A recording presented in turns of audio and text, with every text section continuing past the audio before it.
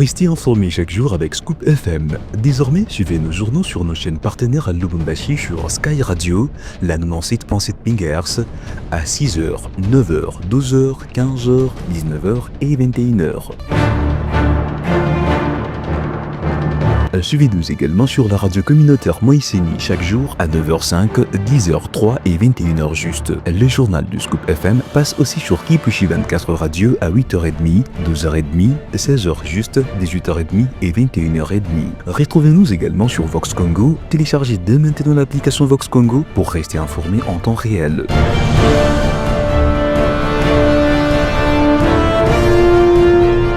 Scoop FM, suivez-nous sur notre page Facebook et sur notre chaîne YouTube pour tout savoir sur l'actualité locale, provinciale, nationale et internationale. Scoop FM, la neutralité réelle. La neutralité réelle.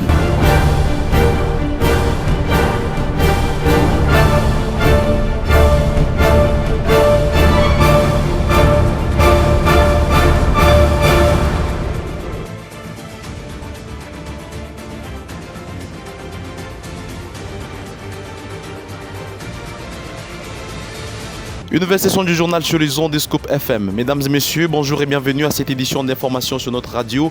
Gédéon Kassongo, je suis à la présentation supervisée par Christian Mouchampa. Tout de suite, les titres. Une commission spéciale a été mise en place à l'Assemblée nationale à la plénière de ce jeudi 12 juin 2025 afin d'examiner le réquisitoire du procureur général près la Cour des cassations tenant à obtenir l'autorisation d'une poursuite judiciaire à l'encontre du ministre national de la Justice et garde de Sceaux, Constant Mutamba. Les détails seront à suivre au cours de cette édition du journal.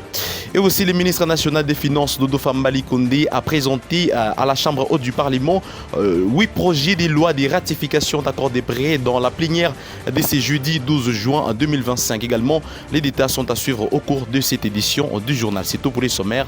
Mesdames et messieurs, à toutes et à tous, bienvenue.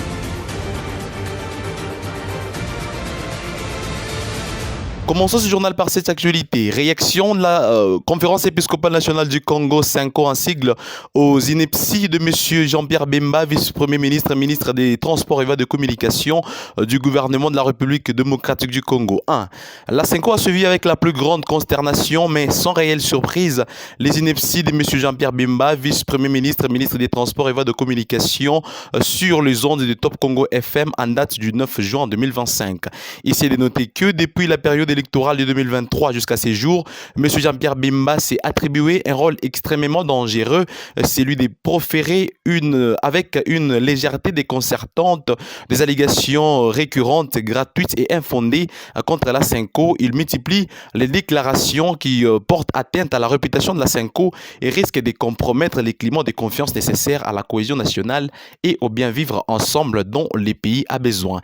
En effet, au regard de ces contextes sociopolitiques actuels, cette belliqueuse sortie médiatique donne à croire que M. Jean-Pierre Bemba peine à accepter l'opinion courageuse et salutaire prise par les institutions de la République et l'ensemble de la nation, seul de résoudre par des voies pacifiques la crise actuelle qui menace l'unité nationale et l'intégrité territoriale. Il y a lieu de se demander si avec ces propos, M. Jean-Pierre Bemba amène les pays à l'époque où il avait fait tuer des innocents à Kisangani et à Kinshasa. Ce sont là les propos en réponse à la sortie médiatique du ministre national de Transport et de Communication, Jean-Pierre Bemba Agombo.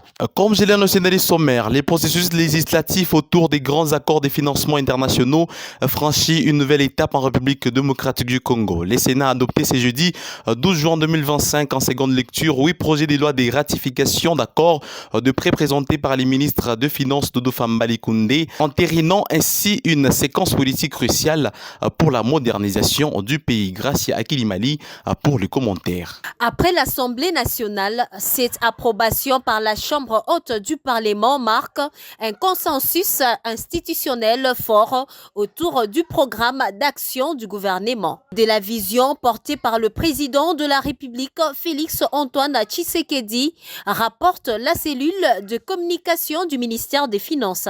Les montants global des accords s'élèvent à plus de 2 milliards de dollars américains américain. Loin de n'être de simples appuis budgétaires, ces financements apprend-on sont conçus comme levier de transformation structurelle au service d'un État plus stratège, plus efficace et résolument tourné vers l'avenir. Parmi le projet phare ratifié, il y a entre autres un appui budgétaire direct de 600 millions de dollars américains conditionné à la mise en œuvre de 6 réformes institutionnelles majeures visant à renforcer la gouvernance et la transparence. Le projet agréé pour l'amélioration de l'accès à l'eau et à l'électricité mobilisant plus de 675 millions de dollars américains. Et puis le projet d'appui à la transformation numérique soutenu par l'AFD pour connecter, former et intégrer 30 millions de Congolais dans l'économie numérique, ainsi que de projets urbains résilients dont Goma et Kalemi et le projet de ville du Roboma. Comme nous l'avons dit dans les titres, la commission spéciale et temporaire chargée d'examiner les réquisitoires du procureur général près la Cour de cassation, attendant à obtenir l'autorisation des poursuites judiciaires contre les ministres de la Justice Constant Mutamba, a été installée ce jeudi 12 juin 2025 par le rapporteur de l'Assemblée nationale, Jacques Ndjouli. Suivez ses commentaires de Nikez Umba. Le rapporteur de l'Assemblée nationale, Jacques Ndjouli, a installé ce jeudi 12 juin la commission spéciale et temporaire chargée d'examiner le réquisitoire du procureur général près la Cour de cassation, tendant à obtenir l'autorisation de poursuite contre Constant Mutamba, ministre d'État, ministre de la Justice et garde des Sceaux pour détournement des deniers publics. Le bureau de la Chambre basse du Parlement a procédé ce jour à l'installation de membres de la commission. Jacques Ndjouli a dévoilé le membre du bureau qui devra diriger cette commission spéciale temporaire.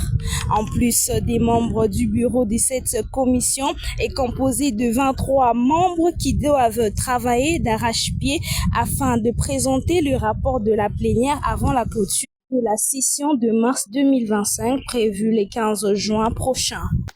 Dans la suite de l'actualité, dans l'après-midi de ce mercredi 11 juin 2025, un naufrage de 3 pirogues s'est produit sur les lacs Tumba, territoire de Bikoro, province de l'Équateur.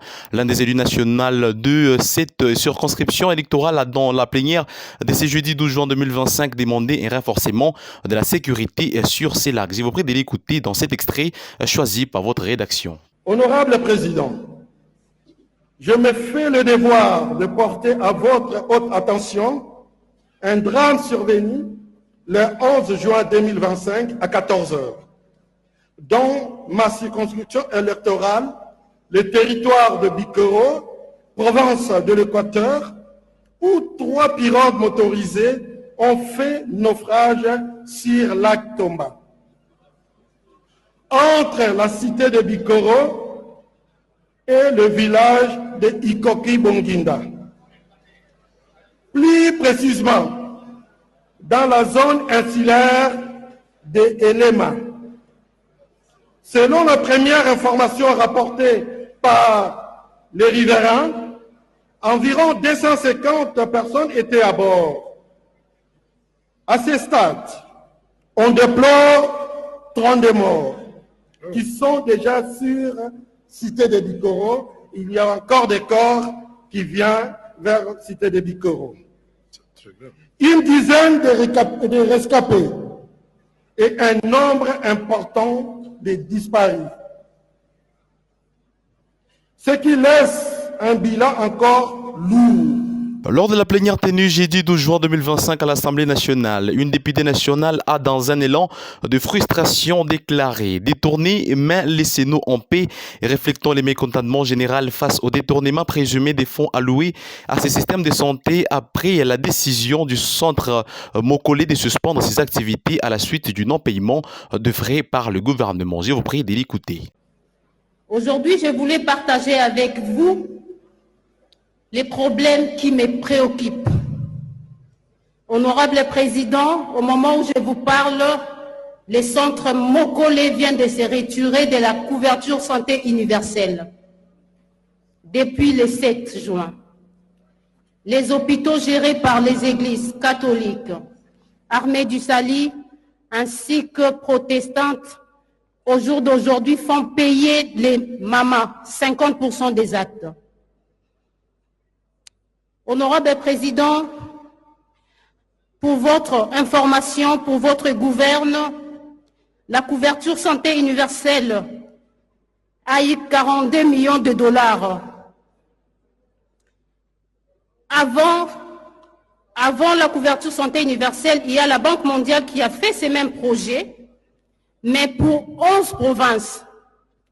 La Banque mondiale a utilisé 18 millions de dollars pour 11 provinces. Mais par contre, la couverture universelle, santé universelle pour la province de Kinshasa seulement, nous sommes à 42 millions de dollars. Dans la suite de l'actualité, décédé le 25 novembre 2024, feu Patrick Kabouya a été inhumé ce jeudi 12 juin 2025 au cimetière des Kasangiri à Lubumbashi. Face aux rumeurs circulantes sur les réseaux sociaux, le maire Patrick Kafumbi a précisé dans un communiqué que ces funérailles ont été organisées dans le respect et la dignité grâce à l'implication directe du député Michel Kaboué, président de l'Assemblée provinciale du Haut-Katanga, en étroite collaboration avec la mairie. Les autorités assurent qu'aucun incident n'a perturber l'organisation de ces obsèques. Mesdames et messieurs, à présent, je vous prie de suivre la revue des presses avec Gloire Diboué. C'est un grand plaisir de vous retrouver. Bonjour à tous, bienvenue à cette revue de presse que nous ouvrons par ces titres de rtnc.cd. Kolwezi, le président Tshisekedi inaugure les centres de formation cités de la commune. Le président de la République, Félix Antoine Tshisekedi Tshilombo, a procédé à l'inauguration des 2 infrastructures éducatives majeures dans la commune de Dilala à Kolwezi. La première infrastructure rendue opérationnelle est les centres de formation dénommés la Cité de la commune. Il s'agit d'une institution de formation technique construite avec le financement de la relevance minière locale. Ces centres, fruits d'une synergie entre les autorités communales et les gouvernements provinciaux, regroupe l'Institut technique des formations professionnelles ITFP et les centres de formation professionnelle CFP en sigle. L'ITFP propose des filières de formation spécialisées dans des secteurs stratégiques tels que la métallurgie, les mines, la géologie et l'agriculture. Le CFP, quant à lui, offre des formations dans des métiers dits d'avenir comme la coupe-couture, le modélisme, l'esthétique ou l'art culinaire, poursuit ses tabloïds. De l'autre côté, Radio Okapi.net titre à la une, l'un du gouvernement souminois, l'opposition et la majorité dressent un bilan contrasté. Ce 12 juin 2025 marque exactement un an depuis l'investiture du gouvernement conduit par la première ministre Judith Souminois. Alors que la majorité salue quelques avancées enregistrées, l'opposition crie à l'échec total. Lors de sa prise des fonctions, la première ministre avait présenté devant l'Assemblée nationale un programme d'action structuré autour des 6 axes majeurs. Construire une économie diversifiée et compétitive pour créer plus d'emplois et protéger les pouvoirs d'achat des ménages, protéger les territoires nationaux et sécuriser les personnes et leurs biens, aménager les territoires nationaux en vue d'une connectivité maximale, garantir l'accès aux services sociaux des bases, renforcer la capacité du Congolais pour participer à la construction du pays et bien plus d'autres points abordés lors de son discours devant les élus nationaux, poursuit ces médias en ligne. Mesdames et messieurs, qu'il vous plaise que nous finissions cette revue de presse par ces titres de rtnc.cd. Ituri, 5 jeunes succombent après consommation des boissons fortement alcoolisées à OO. La problématique de l'alcool chez les jeunes dans les quartiers OO, commune Mbounia, ville à Bounia, devient de plus en plus une situation inquiétante. Depuis les débuts de l'année, au moins 5 jeunes ont perdu la vie à cause de la consommation excessive d'alcool. Cela a été confirmé par Jérémy Moupenzi, président du quartier, qui l'a fait savoir ce jeudi 12 juin 2025.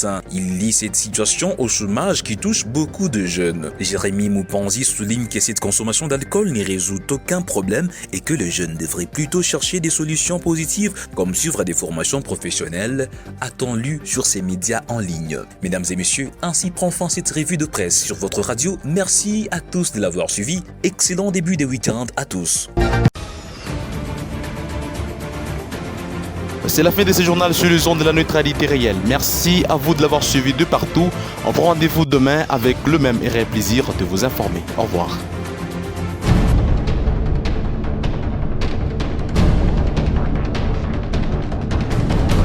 Restez informés chaque jour avec Scoop FM. Désormais, suivez nos journaux sur nos chaînes partenaires à Lubumbashi sur Sky Radio, la 97.7 MHz, à 6h, 9h, 12h, 15h, 19h et 21h.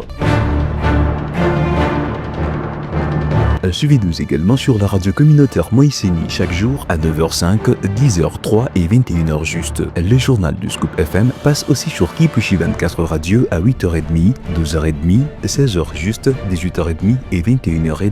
Retrouvez-nous également sur Vox Congo. Téléchargez dès maintenant l'application Vox Congo pour rester informé en temps réel.